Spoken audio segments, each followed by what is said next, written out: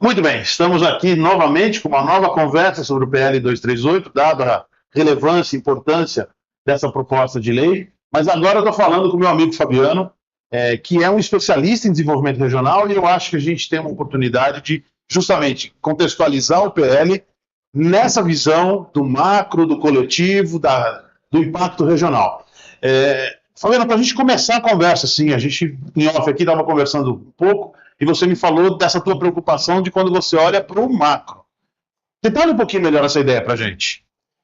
Então, a preocupação é porque nós somos um país continental, né? E a gente tem 5.570 municípios, cada um com as suas peculiaridades, tanto é que a gente conseguiu transformar a parte tributária meio que no manicômio em função de todas essas diferenças.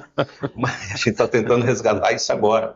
Mas toda e qualquer ação que parte do governo federal, ela atinge todo mundo. Então, não adianta a gente ficar observando só aquelas cidades que estão antenadas, ou que são tecnológicas, ou que são maiores e têm condições de se adequar ao que vai ser colocado na legislação ou na regulamentação.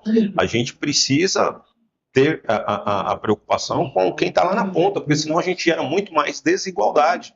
E no caso, né, do PL, a gente tem que também estar preocupado com as pequenas empresas, que são as startups, que provavelmente não vão ter condições de fazer o compliance com o que a legislação está pedindo.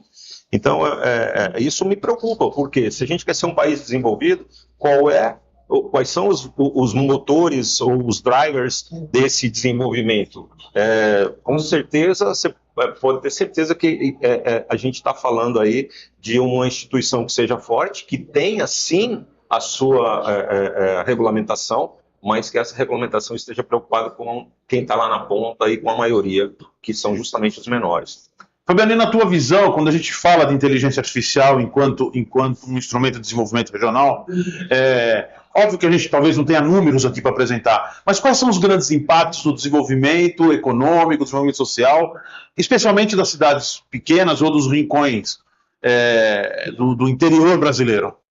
Olha, eu acho que a inteligência artificial, nesse caso, ela funciona meio que como uma espinha dorsal do nosso desenvolvimento hoje em dia. Eu falo isso porque eu estou falando especificamente de tecnologia, e a inteligência artificial vem através do uso dessa tecnologia, e se a gente fosse contratar pessoas capazes, especializadas para resolver os principais problemas do serviço público que é prestado hoje ao cidadão, a gente não teria provavelmente dinheiro suficiente. E a maneira da gente maximizar isso e escalar isso, né? E quando eu falo escalar, estou falando em escalar a produtividade do serviço público, estou falando em escalar também a eficiência do serviço público. Eu acho que a gente tem uma grande ferramenta, um custo efetivamente pequeno, baseado no que ela consegue oferecer de resultado para o cidadão. E se a gente tem um Estado que possa auxiliar o cidadão a se desenvolver, a gente consegue fazer com que o nosso país cresça e seja um país, né, digamos assim, mais agradável e, digamos, mais rico também. Eu estou muito preocupado justamente com essa produção da riqueza. Se a gente vai tolir ou se a gente vai avançar enquanto país. Excepcional. Fabiano, você tem uma visão ímpar também, porque você encabeça, inclusive, aqui na ANCIT e também lá no teu município, a discussão sobre reforma tributária. E aí eu queria te provocar para a gente fazer um cruzamento aqui entre as coisas. A reforma tributária gerando essa insegurança de receita, de um novo modelo de orçamentário, versus uma proposta ou uma possibilidade, uma oportunidade, se a gente vai conseguir materializar e realizar, não sei ainda, de criar riquezas novas. Que pontos de encontro você visualiza entre as duas discussões?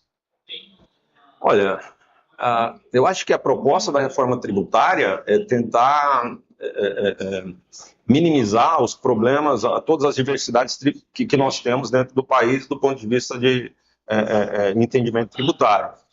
E qual foi o grande erro lá atrás e onde é que eu acho que elas basicamente se encontram e a nossa preocupação aqui faz sentido? É porque muito poucos municípios discutiram a reforma tributária e a maioria deles não tem noção nem direito do que vai acontecer. Geralmente são municípios pequenos que estavam meio que alheios a essa discussão. E isso vai impactá-los muito fortemente e não vão ter nenhuma ingerência sobre as decisões do comitê gestor que vai coordenar todo esse valor. Na realidade, 13 cidades, basicamente, vão estar, são incógnitas para ver quem vai ter algum tipo de ingerência lá. Dos 5.570 municípios, nós temos 27 que vão estar representando, dos quais 13 já estão definidas e 14 vão estar ali brigando para poder ter algum tipo de representatividade de como esse dinheiro vai ser distribuído.